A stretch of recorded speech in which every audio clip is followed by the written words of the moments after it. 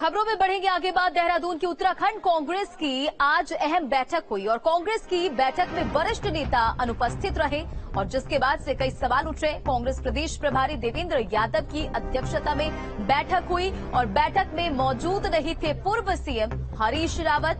बैठक में प्रीतम सिंह, यशपाल आर्या भी अनुपस्थित रहे।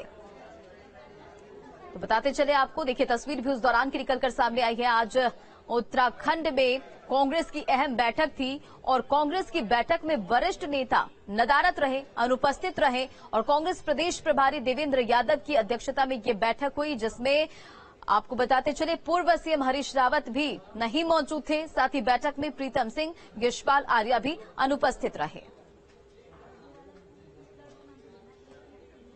तो तमाम मुद्दों को लेकर चर्चा, विचार विमर्श करने के लिए आज ये अहम बैठक उत्तराखंड में कांग्रेस की तरफ से बुलाई गई थी।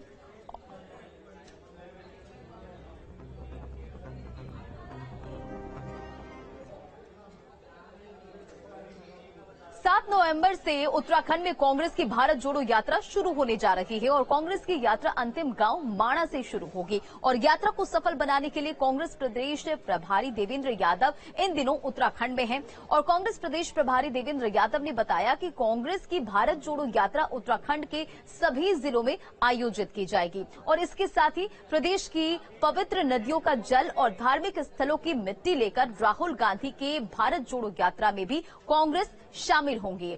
बताते चले आपको कि प्रदेश के स्थानीय मुद्दों को लेकर कांग्रेस गांव-गांव जाएगी। कुल मिलाकर कांग्रेस की ये यात्रा स्थानीय मुद्दों को लेकर है। इसमें कांग्रेस प्रदेश के गलत मुद्दों को लेकर लोगों के बीच जाने का काम करेगी।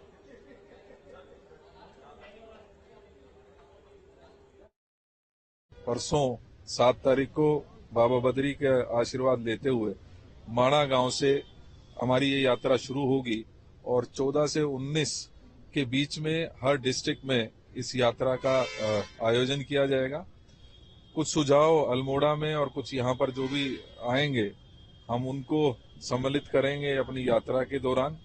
हाँ, इसमें एक बात अवश्य मैं कहना चाहता हूँ कि माननीय राहुल गांधी जी को संबल प्रदान करने के लिए उत्तराखंड की तरफ से हमने निश्चय किया है कि जितने भी धार्मिक स्थान हैं वहां की जल और मिट्टी लेकर हम जहां पर भी रास्ते में प्रोग्राम के अनुसार देखा जाएगा वहां पर इस पूरी मिट्टी को और जल को ले जाकर उस यात्रा में हम सम्मिलित होंगे और वहां पर जाकर पेड़ लगाने का काम करेंगे। जो राहुल जी के इश्यूज हैं वो इसमें यात्रा में सम्मिलित होंगे। राज्य के जो महत्वपूर्ण विषय हैं जैसे लॉ एंड ऑर्डर है, अंकिता भंडारी केस इत्यादि हैं, उसके अलावा जो भर्ती घोटाले में वो सब कुछ है। लेकिन लोगों के अपने लोकल इश्यूज भी हैं जिसमें मान लीजिए किसी अल्मोड़ा जिले में कोई यात्रा निकल रही है, रुद्रप्रयाग जिले में कोई यात्रा निकल रही है, उनके अपने भी कुछ इश्यूज हैं तो वो अपनी अपनी यात्राओं में उनको सम्मिलित करना चाहेंगे। तो उसके लिए भी हम किस तरीके से उनको मदद कर सकते हैं उसके लिए उनके सुझाव आमंत्रित किए गए हैं। तो खबरों में बढ़ेगी आखिर बात मौसम के बदलते मिजाज की। उत्तराखंड में मौसम को लेकर अलर्ट जारी किया गया है। मौसम विभाग का 8 नवंबर तक का पूर्वानुमान है और कल से ऊंचाई वाले इलाकों में हल्की बारिश होने की संभावना जताई गई है तो बर्फबारी होने की भी आशंका जताई जा रही है। तो बताते चले मौसम ने एक बार फिर से करवट ली है उत्तराखंड में और मौसम को लेकर अलर्ट जारी किया गया। आपको बताते चले कि मौसम विभाग ने 8 नवंबर तक का पूर्वानुमान जारी किया है और कल से ऊंचाई वाले इलाकों में हल्की बारिश होने की संभावना है और बर्फबारी होने की भी आशंका जताई जा रही है। चमोली, उत्तरकाशी, रुद्रप्रयाग के लिए अलर्ट जारी किया गया है तो पहाड़ पर बारिश से मैदान में भी ठंड कहीं न कहीं बढ़ती हुई नजर आएगी। उत्तराखंड में मौसम विभाग ने अलर्ट जारी किया है। मौसम विभाग का 8 नवंबर तक के लिए पूर्वानुमान है और उत्तराखंड में आपको बताते चले कई जिलों में बारिश को लेकर मौसम विभाग ने अलर्ट जारी किया है। चमोली, उत्तरकाशी, रुद्रप्रयाग के लिए अलर्ट है तो पहाड़ पर बारिश से मैदानी इलाकों में भी ठंड बढ़ेगी। आपको बताते चले कि कई जिलों में बर्फबारी भी हो रही है और बर्फबारी की वजह से तापमान में भी गिरावट है। तो वहीं आपको ये भी जानकारी देते चले कि कल से ऊंचाई वाले इलाकों में हल्की बारिश की भी संभावना जताई गई है और बर्फबारी होने की वजह से कहीं न कहीं ठंड भी बढ़ रही है तो कई इलाकों में बर्फबारी की भी आशंका जताई गई है। रुद्रप्रयाग, उत्तरकाशी और चमोली के लिए मौसम विभाग ने अलर्ट जारी किया है 8 नवंबर तक के लिए ये अलर्ट और मैदानी इलाकों में ठंड कहीं न कहीं बढ़ेगी।